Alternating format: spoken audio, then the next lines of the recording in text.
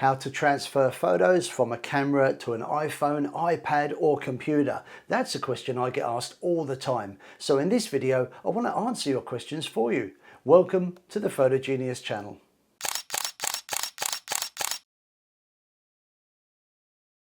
Hi, Paul here from Photo Genius. Welcome to my channel where I like to post regular photography tutorials. I share tips, tricks, occasionally I do gear reviews as well. If you are new here, please consider subscribing if you want to learn how to get more from your digital camera.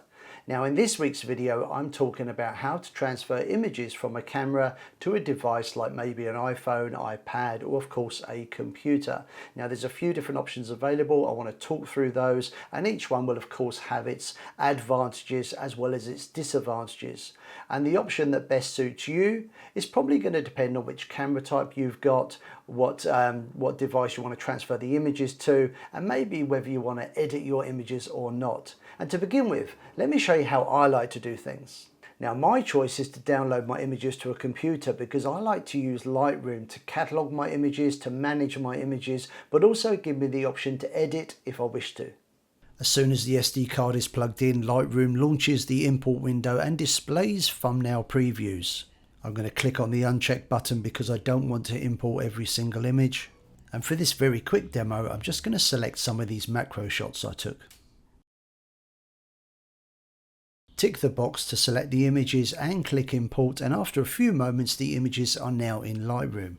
At this stage I like to go through the images one by one and rate my favourites using the number keys on the keyboard.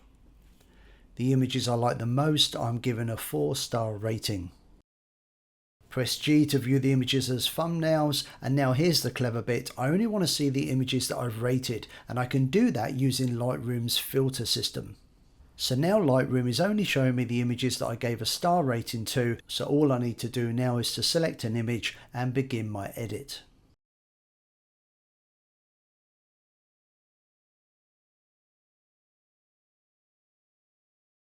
Most cameras will come supplied with a lead so that you can directly connect the camera to a computer and download your images that way. Failing that, you can of course just take the memory card out of the camera and connect this directly to your computer. Now some computers will have a slot so you can slot this straight in, some won't. For example, my MacBook behind me doesn't have the slot, so I use a card reader, and if you want more details on these, just check the links below this video.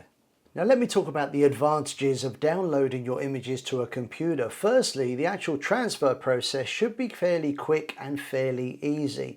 Secondly, you've got choices. You can download your images straight into the computer and they will go on the hard drive that actually sits in the computer. But alternatively, you can download your images to the computer and then move them onto a separate removable drive like one of these. This is what's called an SSD, solid state drive.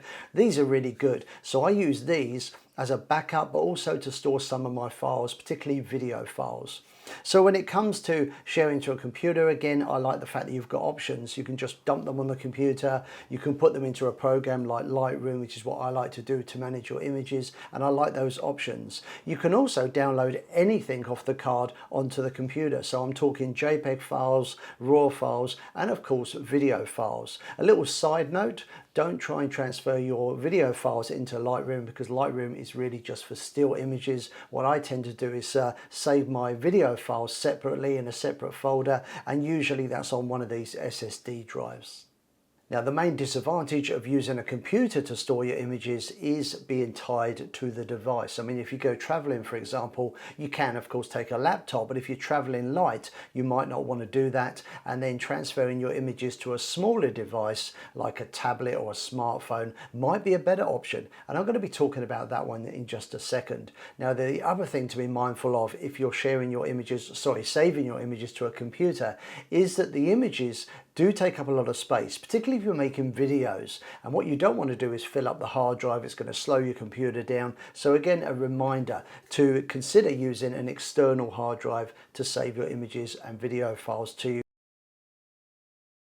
Next is the option to go completely wireless, where you don't have to worry about things like leads or card readers, and this is perfect if you want to put your images on a portable device like of course a smartphone or a tablet or something similar. This is great if you want to travel light and maybe you're on your holidays and you want to take photos, and particularly if you want to share those images on social media.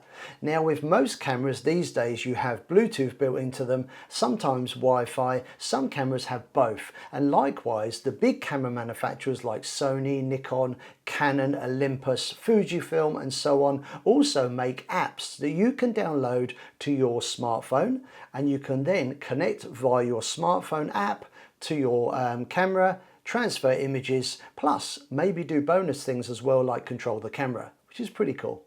Now, for most, the main advantage of going wireless, of course, is the convenience factor. Once you've got your device talking to your camera, you can effortlessly transfer images across, and some apps will also allow you to transfer images literally as they're being taken, which I think is pretty neat. Now, the bonus of all this, of course, is you can also use the app to control the camera, stop recording, for example, which is good because it means you don't need to buy a separate remote for your camera, and it's very popular with people that like to do long exposures.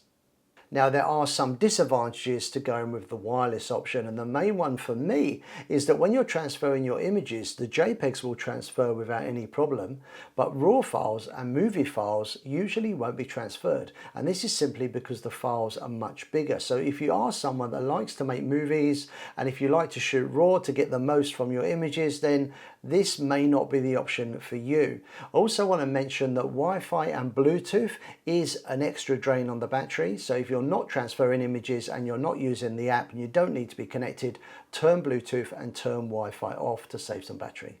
Now, personally, I don't like to transfer my images wirelessly. For me, it just doesn't really work, but I have got a really good solution that I want to show you, and it's this. This is a mini card reader.